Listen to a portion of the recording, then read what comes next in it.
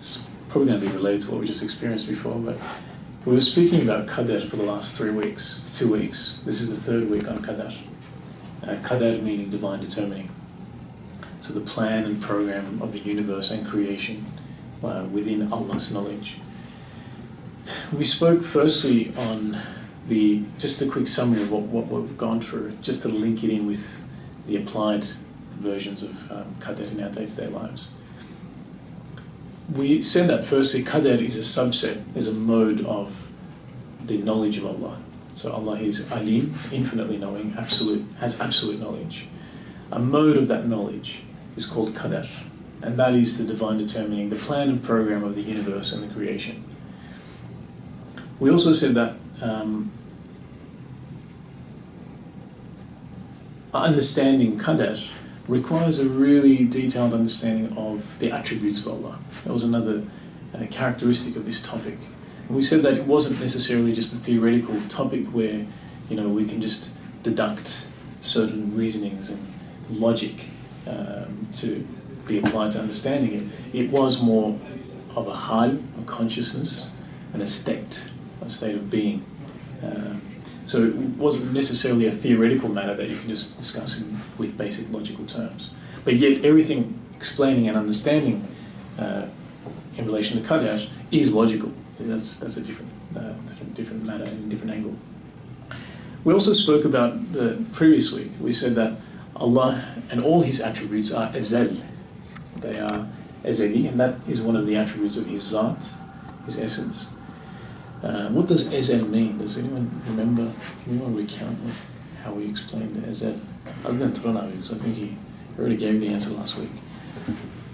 Can anyone remember azal mean? I mean, in a nutshell, we said that azal and the attribute of azal goes across all of Allah's names. So all of Allah's names are azali, they are azal. Okay, they attain the quality of azal. Azal, in a nutshell, means that it's beyond time. Allah has no beginning, has no start in the linear sense, and is beyond time. So, in terms of the attributes of knowing and seeing, Allah knows and sees past, present, future, all at once. Okay. For Him, the application of time or the references of time do not apply, and neither does it apply to any of His attributes. So we're focusing now on Alim and the seeing and knowing more so because it relates to Qadar, but it applies to all of His attributes, the attribute of Azal. We spoke also briefly about how all of this knowledge relating to Qadar was recorded, and where was it recorded? Now, the Quran mentions some titles of Allah's knowledge and how certain information and certain details of the creation of this universe is recorded. Okay, so we spoke about the Imam al-Mubin, Kitab al-Mubin, and they're all very relevant to the Lawh Mahfuz, okay, the blueprint, if you like, of where all this Qadar information, data, plan and program, we're referring it to in human sense. It's not really data as we know it as 1-0 or information that's not organized, but where that's all contained in the Lawh Mahfuz. Okay. The final point, reminder point from last week, was that we said that there's a general principle, a rule, and in Qadar, to understand Qadar, we said that the knowledge of something depends on the known item. So we had, if you remember, a picture of a guy looking at an apple on the table. We said that the person's knowledge of the apple is dependent on the apple, on the features of the apple. So how I know, for example, a red apple to be, my knowledge of the apple is dependent on the characteristics and features of the apple. And so if I was to think of it as a watermelon, it doesn't become a watermelon. It doesn't change its nature or characteristics and features. So we also concluded that the knowledge that Allah has, okay, is dependent on the choices and the decisions we make. So what we are going to do, remember His knowledge is ezeli, Okay, it's beyond time. Time doesn't apply. And it's not, Qadar is not the plan and program before time, so we're not kind of executing a plan that was done pre-creation. Remember, so Qadar is beyond time. So what Allah knows, okay, is dependent on what we do. His knowledge of what we do, okay, on a day-to-day basis and the decisions and choices we make, his knowledge of those things does not dictate how we make our choices and decisions. So we're not living in this fatalistic, deterministic, in the dark philosophical sense that some philosophers have suggested. It's nowhere near that. So we have free will, and that's where today's topic is going to come into. So where does our free will and the power of choice fit into this whole grand scheme of Qadar? Okay.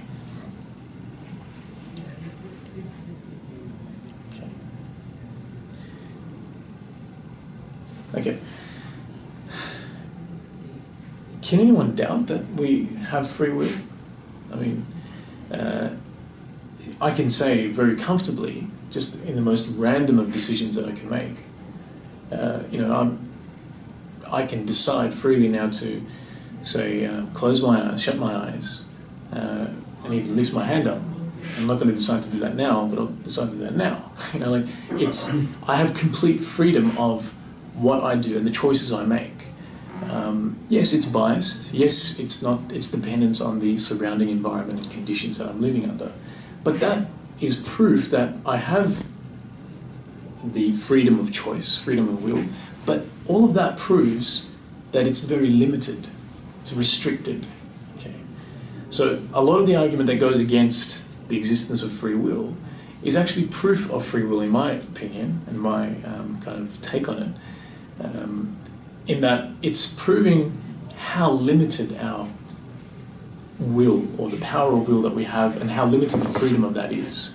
So it's not an argument against free will, and I think that's the key point, because when you read some modern thinkers, some people, existentialists and some other type of people who have these ideologies, they argue that we don't have the freedom of choice, that we're restricted within the confines of our environment, situation, culture, background, presence, climate. All that is forcing us to make certain choices.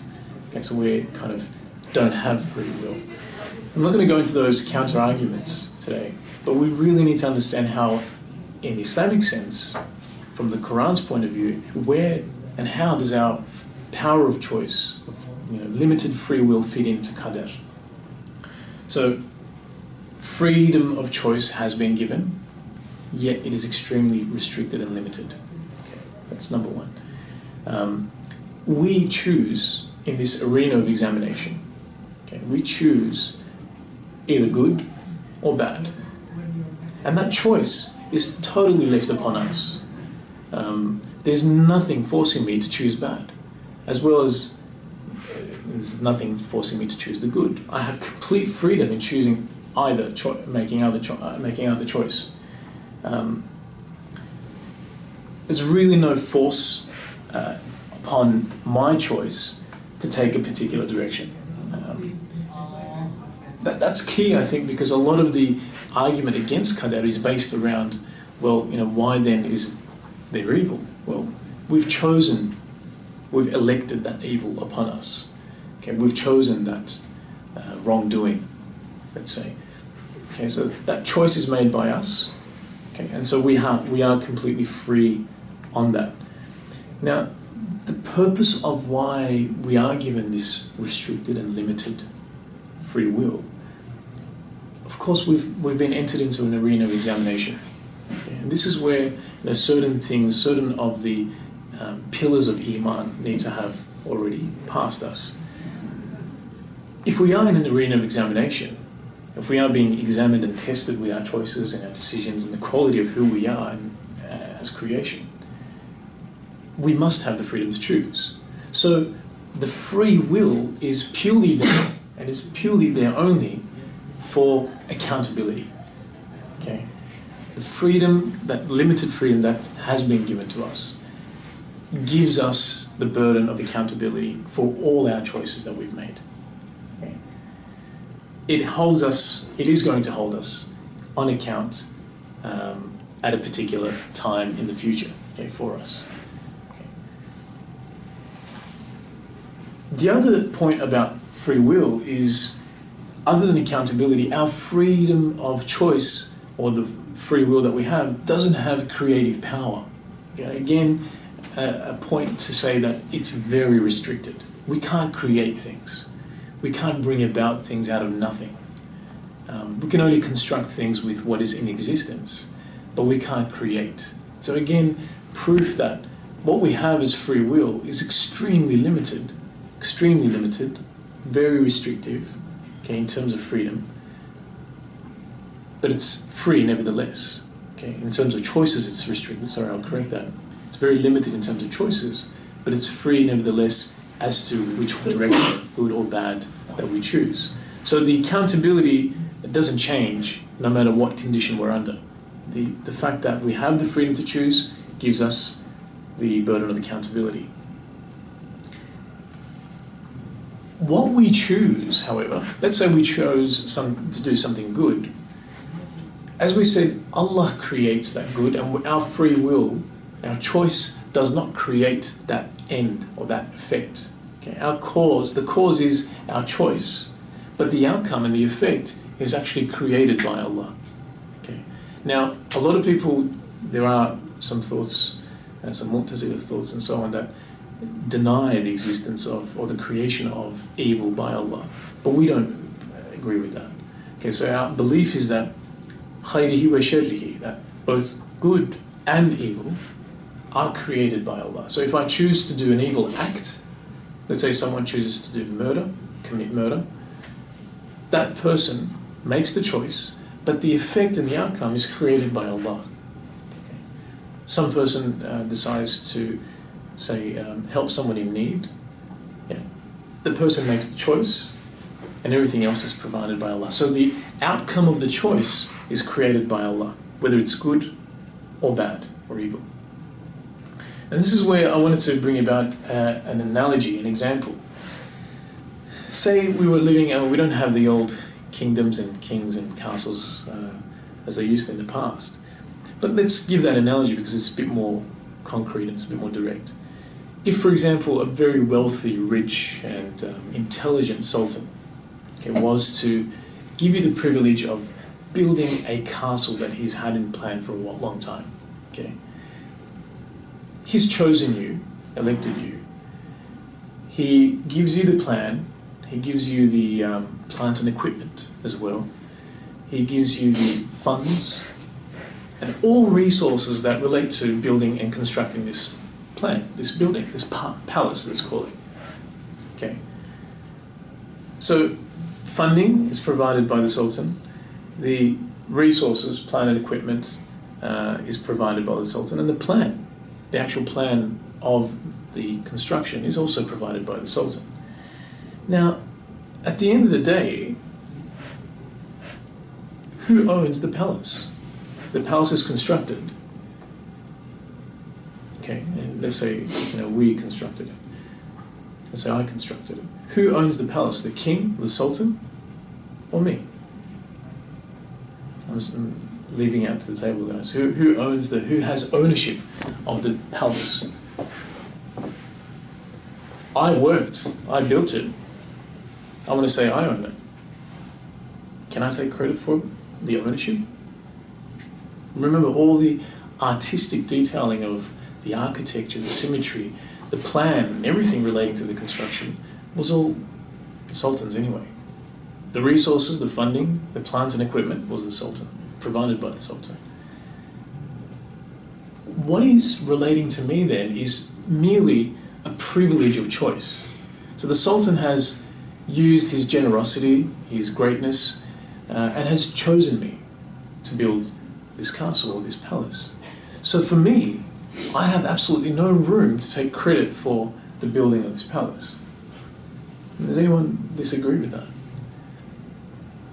And we have, even in modern construction, you find a builder and he builds according to a plan and you make the decision of the plan, but ultimately the ownership still rests with the person who's funded this whole construction. And now imagine this on a much greater scale, where every detail of the construction, the colour, the architecture, everything is already planned. Okay. Clearly, the owner of the palace is the Sultan. So, Qadar, in amongst the free will, the power of choice that has been given to us, Qadar is there to serve us one thing, and that is Qadar stops us from taking credit over the good things in creation. Okay? So anything and everything that is good, okay, is owned completely unreservedly by Allah. Okay? So Qadar stops us from taking ownership and credit over the good that is being created in this world. We have no room to take pride and ownership over these things. We absolutely have no room for it. It's not ours, in simple sense. So the saying, "All thanks and praise is due only to Allah," and also the verse that we always say, and it's become kind of like a common thing now, where all good is from Allah, it's from God, and only the wrongdoings are ours. This is a verse from the Quran. This is how we need to understand those verses and those sayings. So all thanks and praise is due to Allah. Okay. Yes, we thank each other for the benefits and the niceties that we have and that we do to each other. But ultimately, who is due the praise? Allah is. Ultimately, who is due the thanks? Allah is. Because all of what is good and what is a benefit for us has been provided by Allah. Yeah, the Sultan has provided the plan, okay, within his qadar. He's planned it, that you may receive this benefit. He's allowed causes to take effect for that to come about. And let's say the cause was meant to be a conscious person. Say I gave a present to someone that someone really needed. Even if it is a conscious person acting as the cause, the actual doer is Allah. So in respect of taking the credit of the good deed, I absolutely have no room whatsoever. Okay. Does anyone disagree with that? Because this is quite a I'm just thinking that that example you gave right now. How would we reconcile, for instance, somebody needs help, and we know that Allah uses certain means to bring that help to that person. Now, is it correct to say that we could believe that Allah would inspire in me a thought that, hey, maybe I should go see that person, I haven't seen him in some time, and that is not robbing me of my will in any way, but it's a thought, like, because we know that thoughts, they'll come from God, or they'll come from the Malaika, or they'll come from Shaitan, or from the Nafs, right? Can we say that we can get this sort of inspiration, as it were, to go and see that person, and that is, in a sense, how God will help that other person? Absolutely. In the sense that the good that you're bringing about, say, for that person in need or that situation, I mean, who has inspired you to actually, say, respond to that? Where has that inspiration come from? And why has it come to you? Do you know what I'm saying? So the choice of, the deliberate choice, the planned choice of Allah, say, inspiring someone to respond to someone in need, okay, is within the plan and program of Qadar. And so the resources allocated for that effect to come about, let's say it's a disaster zone and someone has, been inspired to help in aid and development and redevelopment and growth of a particular region, that person can't say that if it wasn't for me, well, it wasn't going to happen. Okay. So that good has come about purely, number one, by the inspiration, the inclination to, I should do something about this. Number one, that inspiration firstly has been coming from Allah. Well, I can be inspired but not have the means to do such a thing. If I have the means, that's also provided by Allah. And having the means is one thing, but you might not have the power to actually go there and aid, providing the power as well. So all of these causes come about to bring about the good is by Allah. So the inspiration being given to you and the inspiration being given in the first place is in itself the plan, the program. So that is totally in the dominion of Allah alone, and we cannot take credit for it. We cannot take ownership over it. So it's the privilege, the choice of privilege. So if a good has come about through my hands, that is purely 100% by Allah. Okay, I have just been privileged to carry that effect. Okay, through my hands. It's not me doing it in essence. Okay, but I have expended my free will. That's a different story. I have expended my free will, but everything else has come about because of Allah. So I'm not to be thanked. Yes, I can be thanked to a degree, but the true owner of thanks, the thanks that is truly due, is only to Allah. So the qadar, so number one, free will has been given for accountability. Number two, qadar has been given so that we don't take pride and ownership over the good deeds and good things that have been created in this universe. Can I just say something there? It's more the, I try to take it as, imagine a tool, right? The person who designed the tool knows the particular functions that it's going to be able to serve. So, for instance, the fact that he's given you feelings and emotions like sympathy, to be able to understand somebody that they need help, right? Because if you take those emotions out, then you wouldn't even be able to perform that help. You wouldn't even get that particular feeling to be able to want or desire to go help. You wouldn't even understand why he needs help if you didn't have those particular abilities given to you in the first place. Secondly, there's another discussion there. It says, for you to commit that particular act of goodness, there needs to be, say, 1,000 causes, exactly right at that point. And 999 of those causes are outside of your hand. So the fact that you choose, which is 1 out of 1,000, doesn't give you the privilege that you're the one who deserves the credit for that, because your choice didn't really have any effect, because another 99 other causes had to, be in the perfect position and measurement and balance for that act to occur. So one, you've been designed in a particular way to feel and to desire that help, and two, 999 of those 1,000 causes weren't in your hand. So, I mean, that's where I understand more. Just not just the inspiration, I mean, he's discussed that, but the fact from even the beginning, especially relating to qadar, that you've been given and designed in a particular way to feel that, sympathy towards somebody, to be able to desire to help them, is not even in your hands in the first place. So if that's what I was trying to say, I mean, maybe it's not, I didn't make it as clear. If you were, let's say, to bring about through your hands or through your choices a good deed or good action, something that's nice, that's of benefit, think of something that you were privileged with, honoured with, that you didn't have before.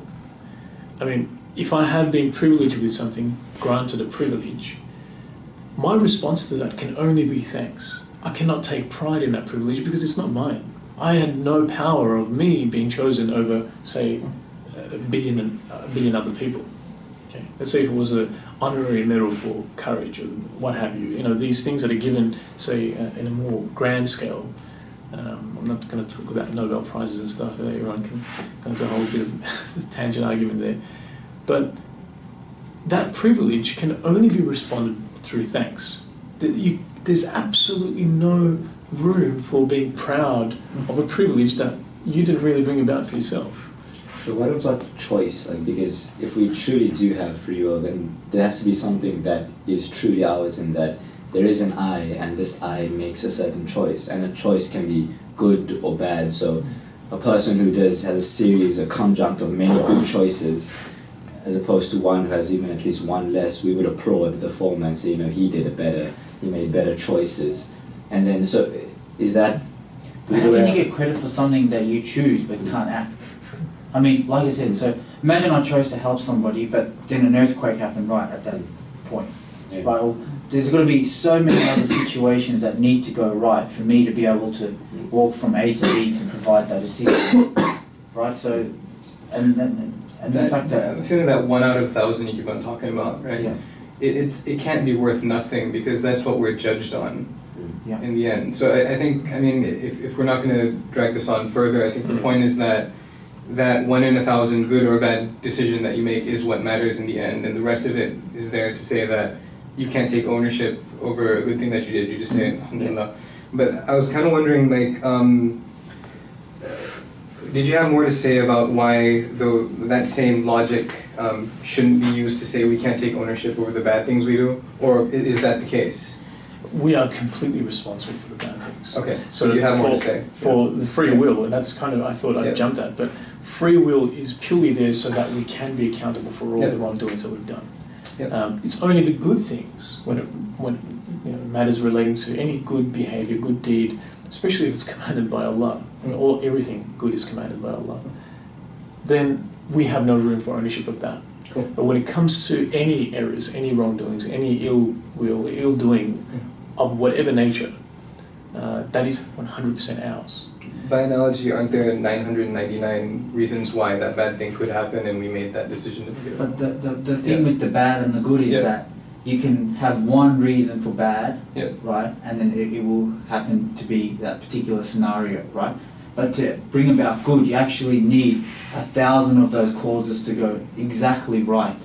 Yeah. Do you know what I mean? So there's a difference between the two. I'm going to kill Shabir here, right? Yeah. Because I gotten tired of him and his beard and everything. So, What does it take to kill him?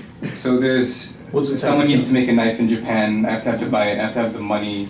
He has to be in the right place. I have to be in the right place. There have to be no witnesses. Yep. I have to buy plastic so I don't leave any blood drops like Dexter.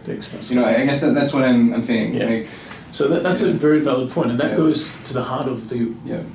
wisdom behind why evil is created in the first place. Yeah. So why are knives created? Why is fire created if it burns? Yeah. And we are going on a different topic, but it's still related to qadar, in that it's not the creation of evil that is evil. Yeah. So Allah creating that evil is a fact. Sure. There's a truth.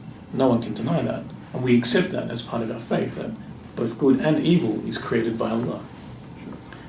What turns that creation of evil into evil for us specifically is our choice and our use of it.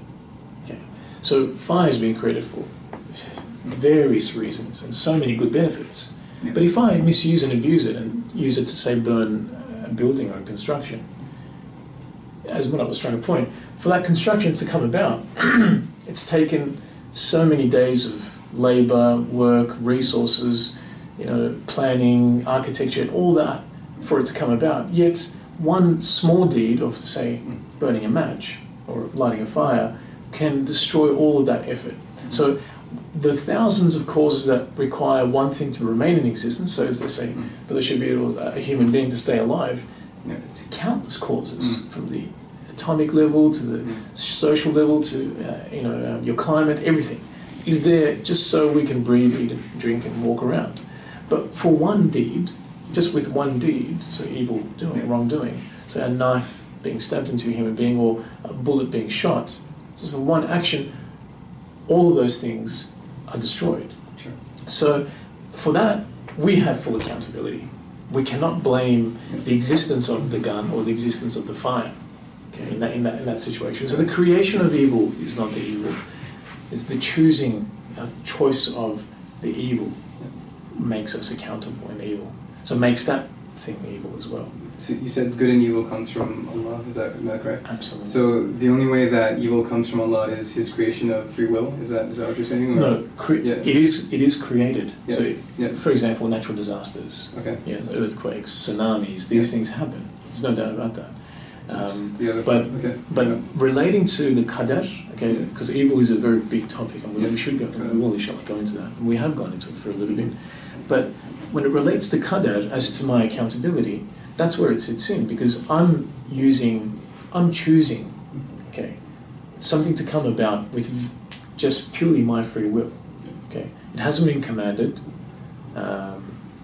Let's say in the example of that, the Sultan giving the funding and the resources for that construction of the palace. Let's say I acquired that wealth, got that funding, got the resources, used my privilege, okay, of being chosen to build this, and anyone could have done it, but for some reason, and I'm not going to say random, because out of his knowledge and wisdom, the Sultan, let's say, would know why he chose me.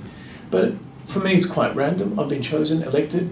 With that privilege and all these resources and funding, I go and say do really bad stuff with that funding. Okay, with all the resources that have been given to me. Now, can I say in the opposite situation? Can I say that? Let's say I don't know. Let's say I was making machines to kill. I was just trying to be as evil as I can. Let's say I made machines to kill. Can I say this machinery, this equipment, what I've done with this funding is the Sultan's? I have no room to say that.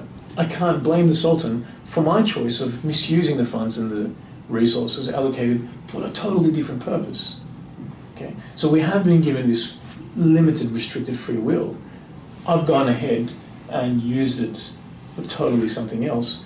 That's where I'm responsible. That's where I'm accountable. I think what we need to point out is that like people get confused about like two sort of arenas, right?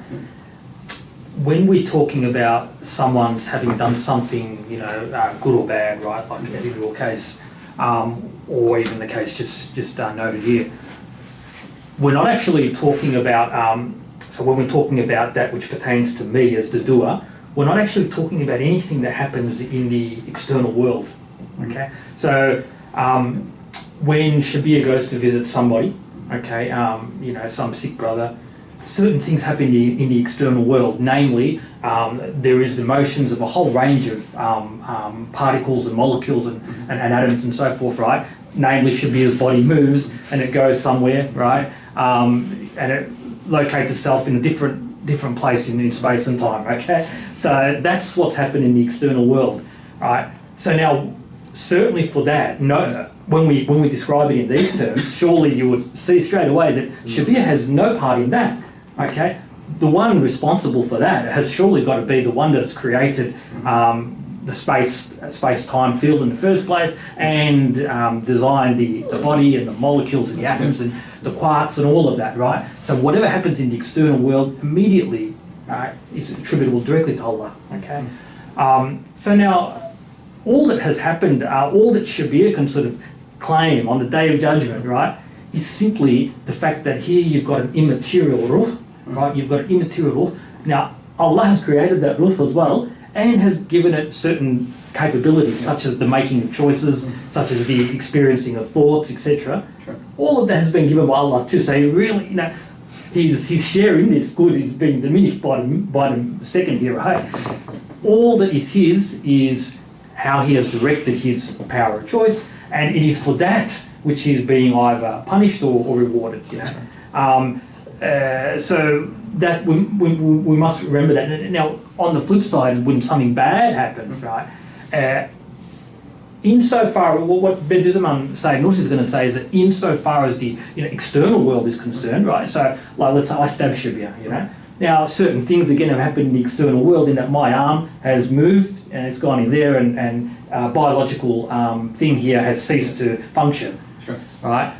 Now, insofar as all of that is concerned, it may be the case that actually nothing bad has happened at all, right? Because how can you say that something bad has happened so far? You know, so there's an immaterial ruh that is associated with that body, and that ruh is now going to be given a place in paradise, is going to be compensated for whatever pain it went through at my hand, etc., right? Yeah, we know the story. Logical consequences are a technicality. What's happened. Yeah, so what's happened in the external world, right? So whatever Allah has done in the external world, right? Allah has done it in such a way that it's still going to be good anyway, right? The only bad thing that happened is that some person with free will has misused his free will, and it is for that, again, which is punished. Right? And that's the distinction. It's what happens in don't worry about anything that happens in the alam shahada, right? Out in this sort of physical world and stuff, right? The manifest world. We're talking about what an immaterial ruh is doing here, right? All it can do is choose. And even the ability to choose is given to it by Allah, but all that Allah leaves in your hands is how you shall direct that power to choose in any situation where Allah gives you a choice to do something. I think that comparison is good. Yeah. Makes sense. So that's how I understand it. So, yeah. We're going to wrap it up with one final principle, and that relates to the exemption of qadar. Okay, now, the qadar, nothing is out of the bounds of the infinite or absolute knowledge of Allah. Nothing. However, there are certain times when, and situations when, qadar and the execution of the plan and the program of Allah's knowledge of creation will change. Okay, will have an exempt status. The concepts that we need to understand is, number one is ata, qada, and qadar. They're the three things that relate here. Now, it's totally the prerogative of Allah to change qadar. So if Allah has a plan, for him to be restricted and limited and stuck with the plan, that wouldn't make him an absolute creator. Okay, it wouldn't give him the divine attributes that we know a creator should have. So he's by no means, a plan is not rigid in that sense. However, any changes that he makes to the qadar, okay, let's say he decides to change how long Brother Burak lives, let's say that. It is his prerogative. He has full authority, power, and right to do that. But that exemption, say, of the qadar, is not out of his absolute knowledge. I don't know if that's clear. This is going back to the week one. Right? Is that right?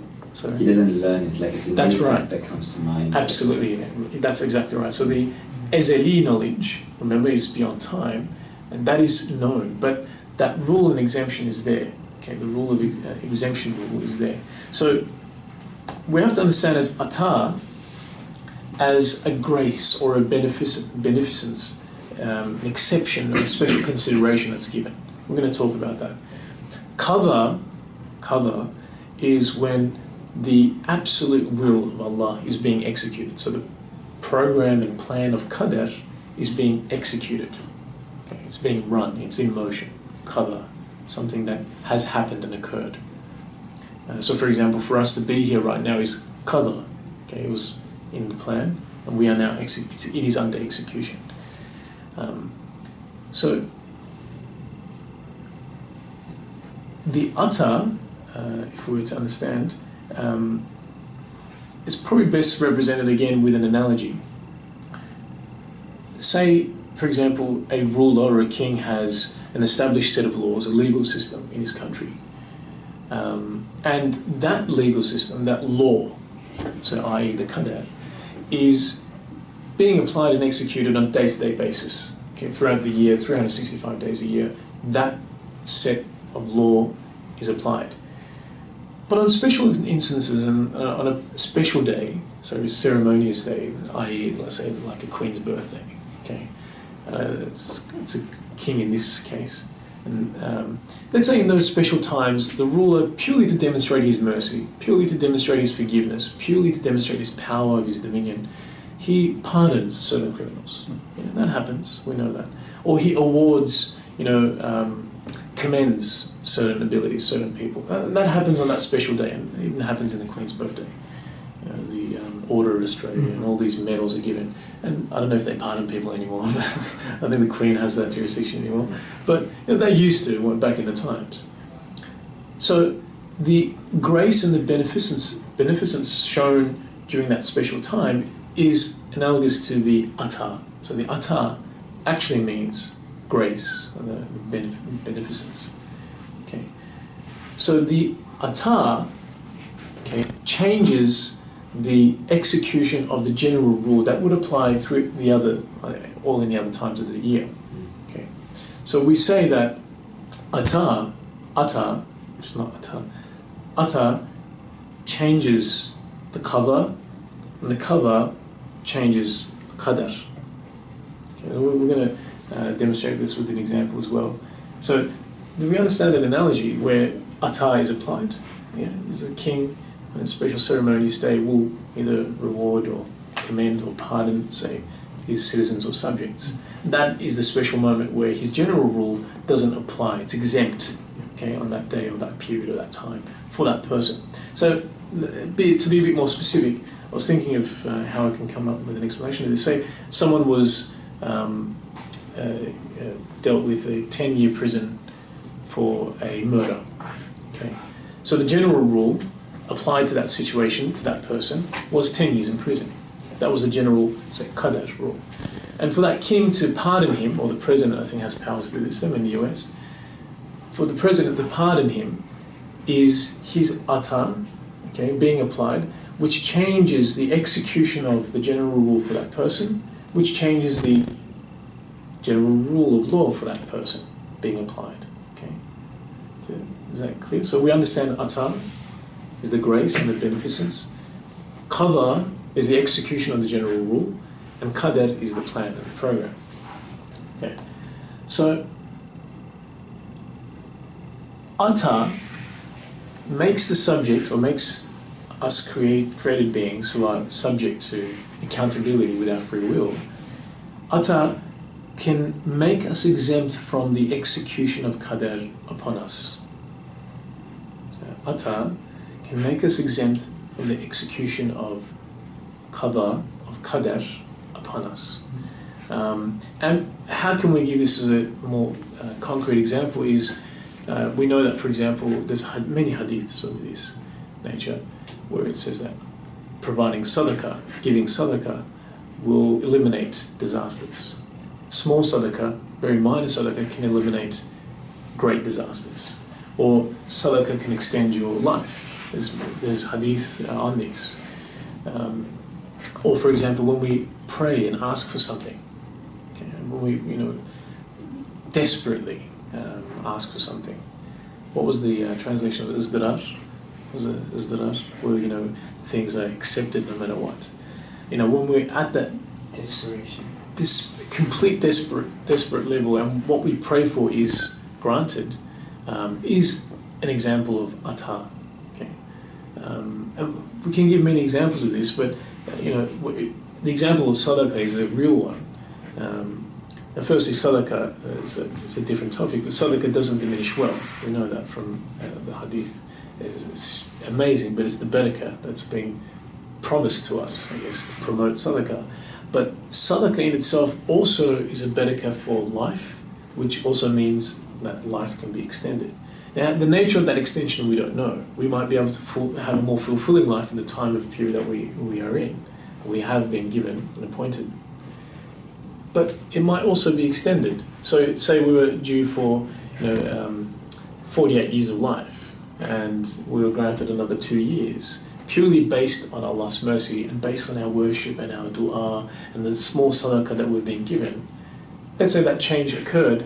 That is ata, okay, that is Allah's ata to my situation, to the qadar that was predetermined, divinely determined for me, upon me. Okay. But that in itself is still within the absolute knowledge of Allah. Okay. This is the kind of subtle point that you need to keep in mind. So it's still within the ilm of Allah. So we say that ata changes qadar, and qadar changes qadar.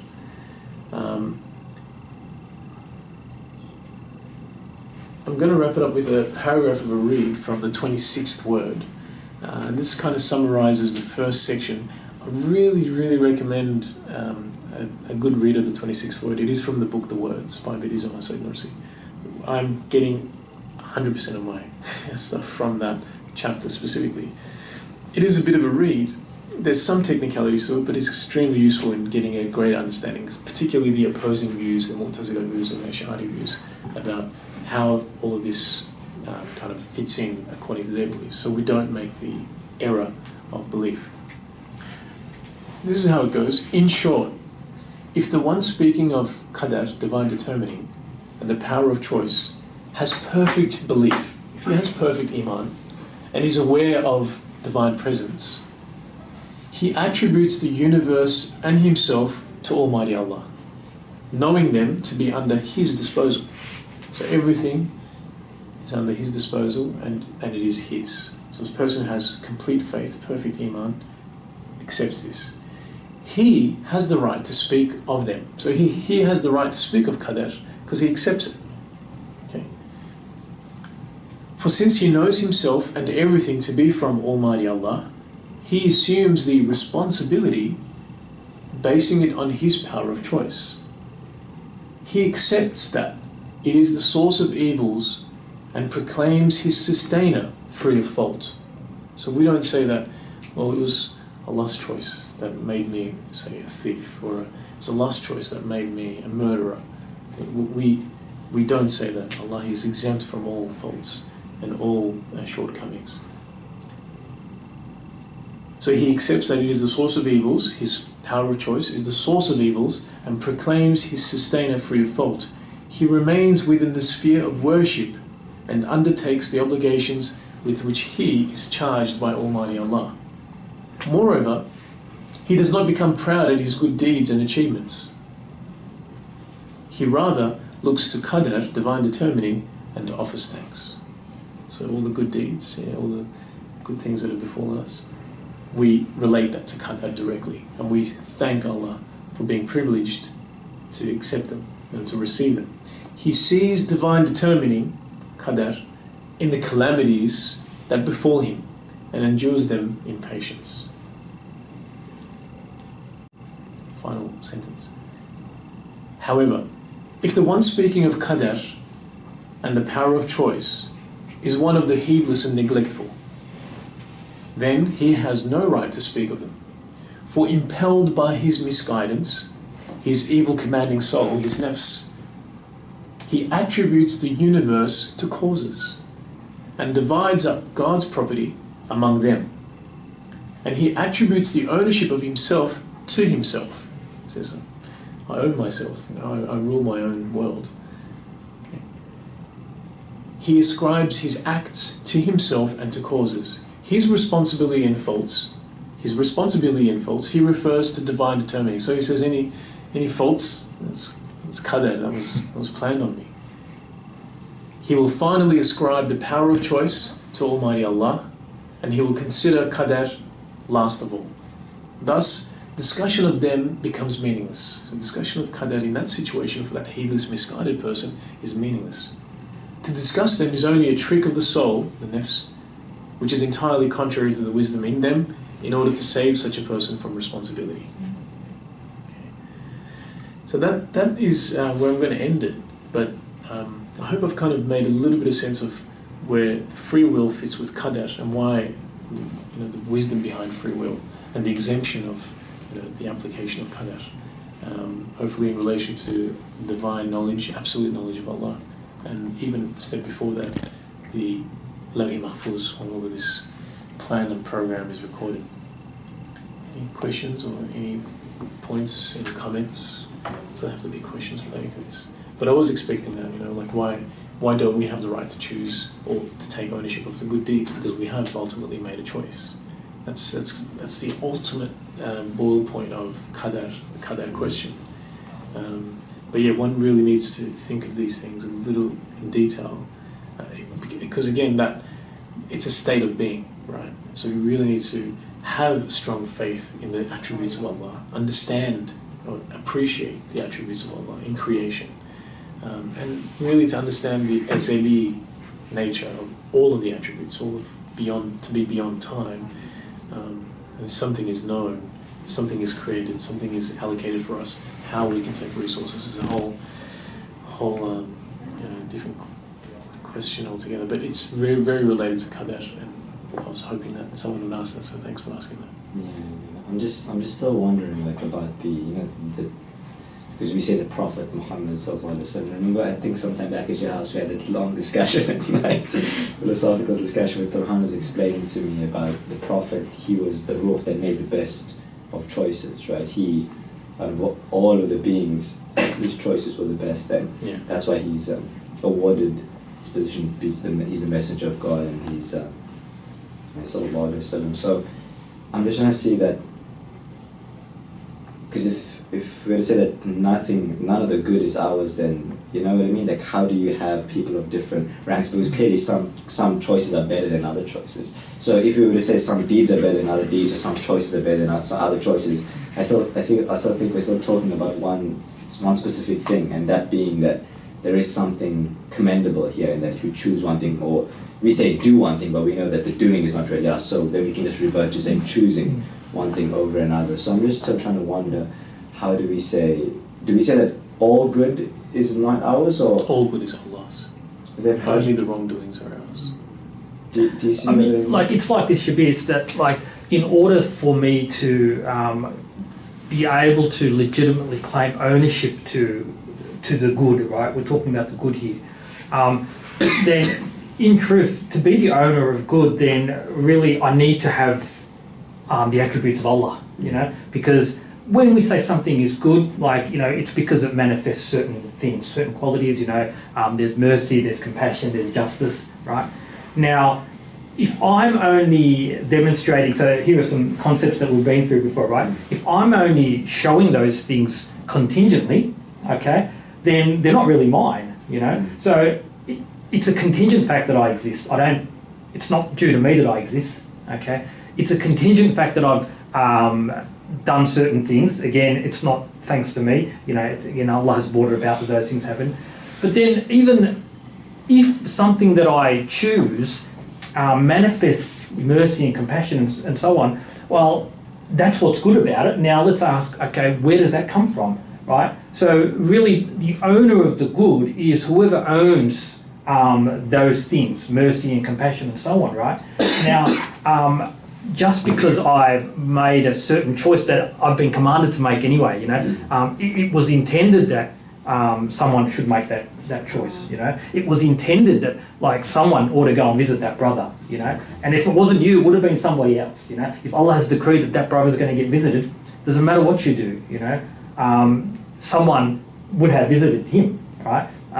So now, when you do something good and you show those good things, you've got to ask yourself, like, really, what's so good about what I've just done, you know? It's those attributes that we're talking about. Now, do I possess those attributes necessarily? I don't. Do I possess them in absolute form? I don't, you know. So my share in them is infinitesimally small, infinitesimally. And again, it just reverts back to the making of a choice, right? The real goodness is, because making choices on their own, it's nothing. A choice is just a choice, you know. What's good about a choice is when that choice manifests beauty and perfection of Allah's names and attributes, and that's what's really happening here, right? And that's why it belongs to Allah. Allah is the owner of absolute mercy, absolute justice, and they inhere in Him, absolutely. So therefore they cannot belong to you. Because so that when you do something, like when mercy is manifested in something that you feel like you just did, it's Allah. It's Allah's names and attributes that are being manifested in that thing, in the making of that choice. But nonetheless, yes, you still did make a choice, and that's not going to go without, it doesn't get discarded, right? Although it's minimally relevant, still that's the basis upon which one person's considered better than another. For you, it's everything, you know. It is significant, but it's only significant in terms of, like Kenneth said, in terms of your accountability, which encompasses where you're going to be ranked, you know, in the degrees of beings, you know. But in terms of, like, the good thing that has actually happened, it belongs purely to Allah, because He is the one that owns those attributes in the first place. You know, why is it that mercy exists, for example, you know? It has to have a source. It has to have a source, a necessary source.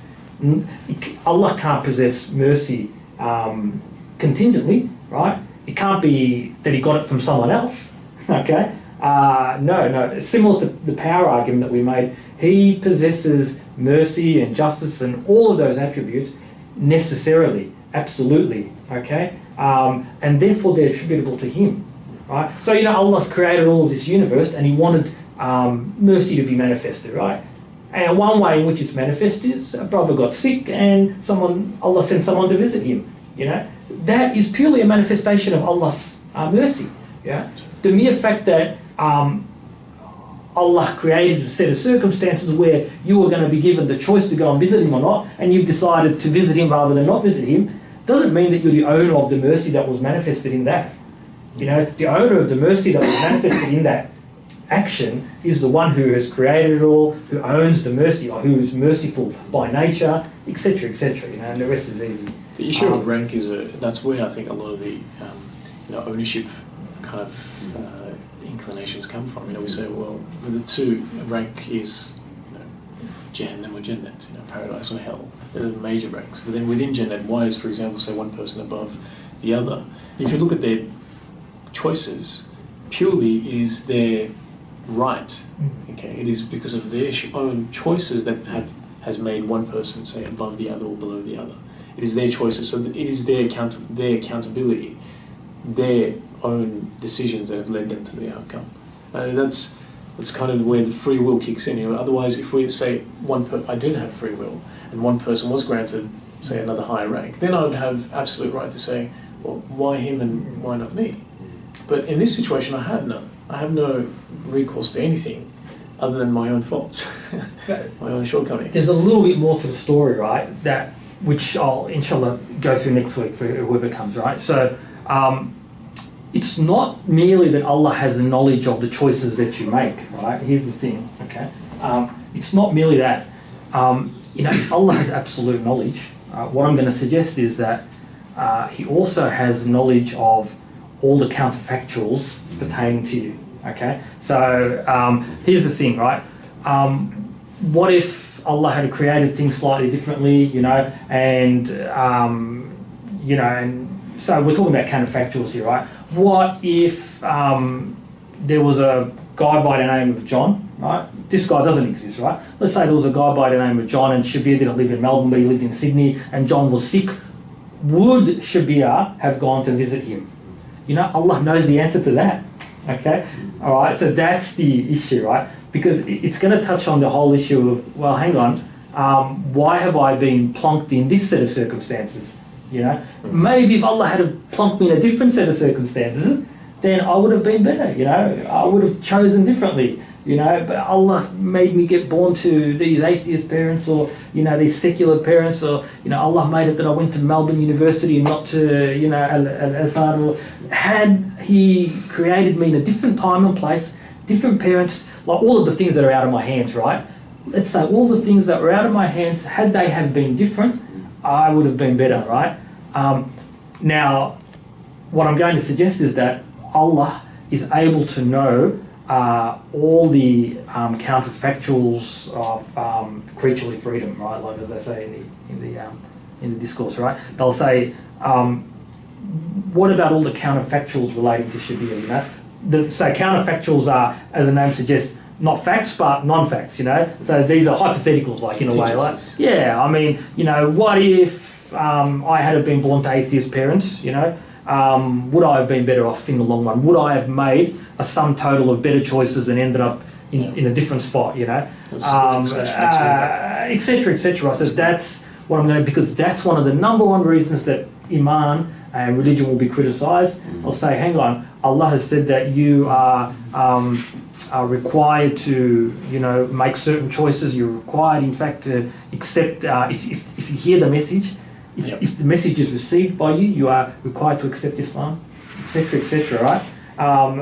But some guys seem to get a different, less opportunity to do that, right? To make the right choices, It seems prima facie that, the guy born to good Muslims has got a better chance of accepting the message and hence making, living according to the Sharia, etc., than the guy born to atheist parents, etc. So what's going on here? It doesn't seem fair. So that's what I want to discuss. And the question to think about between now and next week is it in fact the case that is it possible for Allah to know these counterfactuals? Is that possible? Because that's what they're going to say. They're going to say it's not possible. The other thing I want to add, this is not 100% related to what you're saying, but the topic where you said, someone was to, let's say, visit Brother Shabir, who was sick, and if it wasn't you, it would have been someone else, but that act would have happened. Possibly, not necessarily. That's right. Possibly, that's the only thing that we have to be sensitive about. We don't know that. And so it could be possible, it could have been totally someone else. Yeah. So like, the example in the 26th word is given as someone committing murder. Is it the fact that, if I didn't shoot, would that person still have died in that appointed time? Was his death 100% related to that? And that's the thing that we're not certain about. We cannot say that is within Allah's knowledge. That's right. So that's what I mean to say is that if Allah intends that brother get visited, He will bring it back with something else. If He's decreed that, if He's decided that guy's going to get visited, then yes, someone's going to visit him. It's as simple as that. The Bediüzzaman's example of the guy getting shot. If Allah has decreed that the guy is going to die, then he's going to die. But Bediüzzaman's left that open. They're saying, well, we don't know if Allah has decided that. That's right. So therefore we don't know. Definitely, he was going to die even if he didn't shoot. Yeah. We can't say that. No. But it's the beauty of Qadar. Yeah. Thanks, guys. It's next week. It's already set, inshallah, so we have to think about that question. Contingent. How about you? Yeah.